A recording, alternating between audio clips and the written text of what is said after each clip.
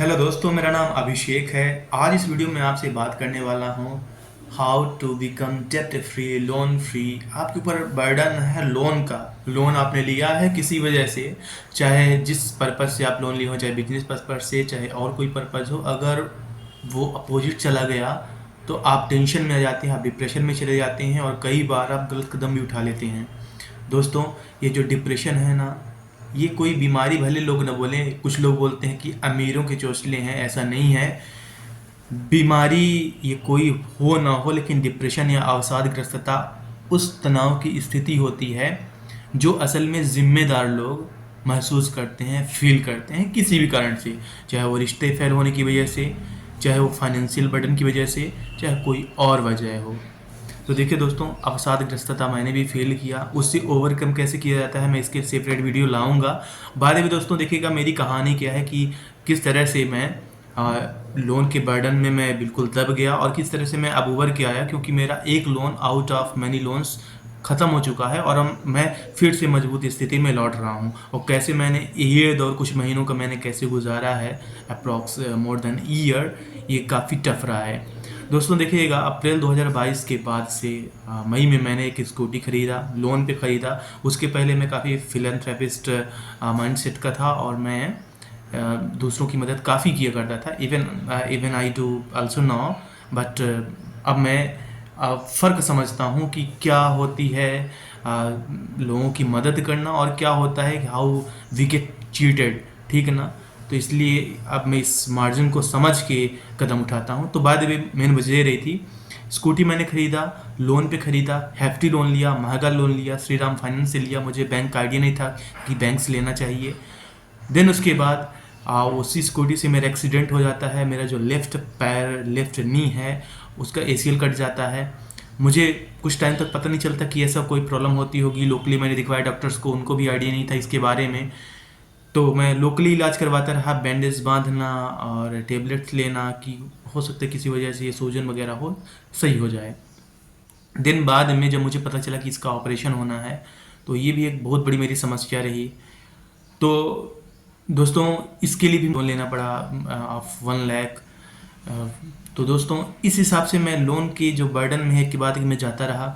उसके अलावा जो मेरे कुछ एसेसरीज़ हैं, जैसे आप मान सकते हैं कि मोबाइल फ़ोन मेरा, इससे पहले वाला ये मैंने 23,000 का लिया। इससे पहले वाला जो मेरा फ़ोन है वो मेरा भी काम करना बंद कर दिया था, तो मैंने फ़ोन के लिए लोन लिया। तो देखिएगा यहाँ पे मैं करता क्या गया, मैं एक के बाद एक लोन लेता गया, क्योंकि ये मेरे इलाज के लिए था। और जो मैंने लोन लिया दोबारा स्कूटी के बाद, ये इसलिए भी ज़रूरी था क्योंकि मेरी सेहत ज़्यादा इम्पोर्टेंट थी। मैं चलते चलते मेरा पैर मुड़ जाया करता था, मैं खेल नहीं पा रहा था, मैं दौड़ नहीं पा रहा था और पैर में हर वक्त दर्द रहा करता था। तो इसके अलावा मैंने मोबाइल फ़ोन लिया। मैंने मोबाइल फ़ोन लेने की प्रायोरिटी इसलिए भी दी क्योंकि मेरा जो साइड अर्निंग है फ्रॉम यूट्यूब एंड ब्लॉगिंग, तो ब्लॉगिंग मैं मोबाइल से कर नहीं पा रहा था, तो यूट्यूब से मैंने किया। और जब से मैंने ये वाला फ़ोन लिया तो मैं जो साइड मेरा पैसिव इनकम है मैं उसे बढ़ा पाया, मैं ज़्यादा कर पाया। और ये भी कहीं ना कहीं मेरे उस लोन को, जो मैंने लोन लिया था, उसको सप्रेस करने में मददगार साबित रहा है। तो दोस्तों, एक जो पर्टिकुलर मेरा सोर्स ऑफ इनकम रहा ही है approx 25,000 from my salary. And apart from this, मेरा यूट्यूब से भी पैसिव इनकम मैं जनरेट कर पा रहा था। तो उसके लिए, इस पर्पज़ के लिए मैंने ये लोन लिया। तो देखिएगा दोस्तों, एक जो मोटिव है, एक जो बात है, चाहे आप लोन के दबाव में आ चुके हों या फिर आप डिप्रेशन के दौर से गुजर रहे हों या फिर आने वाले टाइम में अगर आप लोन लेने के विचार कर रहे हों, अगर आपके पास ज़्यादा असेट्स है, ज़्यादा कुछ है, तो मैं उसकी बात नहीं कर रहा। मैं एज ए सिंगल पर्सन, अगर कोई बाहर लड़का रहता है, चाहे वो छोटी मोटी जॉब कर रहा हो, ना उसे घर से कोई मदद की उम्मीद कर रहा है, ना वो ले रहा है, ना वो अपने इंडिपेंडेंट अगर लाइफ जी रहा है, और इंडिपेंडेंट तौर पे अगर वो अपने फाइनेंशियल कंडीशन को अगर वो मैनेज कर रहा है, तो उनके लिए ये बात है कि किस तरह से वो मैनेज करे। आपको न तो कोई ज़मीन बेचनी है, ना घर बेचना है, बल्कि आपके पास जो रिसोर्सेज हैं आपको उन्हीं में से मैनेज करना है। तो मैंने आपको भी यही करना चाहिए कि हमेशा लोन उस पर्पज़ के लिए लीजिए जो आपको कोई रिटर्न दे, जो नेसेसरी है, जो ज़रूरत है। जैसे मेरा इलाज करना ज़रूरत था तो मैंने उसके लिए लोन लिया, वो उचित था। टू व्हीलर लेना आज के दौर पे काफ़ी सही है, क्योंकि आपके टाइम को ये बचाता है और ओवरऑल ये कोई लाइबिलिटी के तौर पे नहीं बल्कि आपकी एक नेसेसिटी को पूरा करने वाला बन जाता है, इसलिए इसके लिए भी लोन लेना ज़रूरी रहता है। मैंने मोबाइल फ़ोन के लिए लोन लिया, हाँ, बढ़िया बढ़िया सेल्फी लेने के लिए, बढ़िया बड़ी फ़ोटो अपलोड करने के लिए नहीं कि सिर्फ दिखाने के लिए, क्योंकि मैं ऑलरेडी मेरा एक यूट्यूब चैनल उस वक्त भी था जो भी ये मैं वीडियो अभी अपलोड किया हूँ, तो मेरी उससे अर्निंग हो रही थी। तो उस अर्निंग को इंक्रीज़ करने के लिए, क्योंकि मेरा जो पहले वाला फ़ोन है वो काम करना बंद कर दिया था, उतना उसमें कैपेसिटी नहीं थी, तो इस उद्देश्य से, इस पर्पज़ के लिए भी कि आपके पास जो बिजनेस मॉडल है उसको आप और डेवलप कर पाएँ, या जहाँ पे आप इन्वेस्ट करें रुपए, तो जिससे आपका ग्रोथ हो, जो कि आपको आगे फाइनेंशियल फ्रीडम देने में मदद करे, तो उस पर्पज़ से भी आप लोन लीजिए। देखिए दोस्तों, तीसरी बात यह है कि जब मैं लोन लिए थे, कहने में आसान रहता है कि जब आप उस दौर से गुजर रहे होते हैं कि आपके पास 3-4 लोन एक साथ चलने लगे और कुछ और प्रॉब्लम्स आ जाएं, तो ऐसे में आपका डिप्रेशन में जाना, अवसादग्रस्तता में जाना, जो कि हर एक जिम्मेदार इंसान कभी न कभी जो अवसादग्रस्तता या डिप्रेशन है उसकी भावना को फील किया होता है, तो ऐसे में जाना लाजमी होता है। तो ऐसे में आप दोस्तों कर क्या सकते हैं कि आपके पास जो हॉबी हो, आपकी जो इंटरेस्ट हो, आप उसको परफॉर्म करिए। खाली समय, खाली में बैठ के आपको सोचना नहीं है, क्योंकि अवसादग्रस्तता इस वजह से भी आ जाती है, और जो कंडीशन से आप गुजर रहे होते हैं तो ज़रूरी यही हो जाता है कि जो आपके फ्रेंड सर्कल है वो लिमिटेड हो जाए, काफ़ी कम लोग हो जाएं, और जो आपके सुख में सब साथ देते हैं, दुख में वो शायद ना रहें।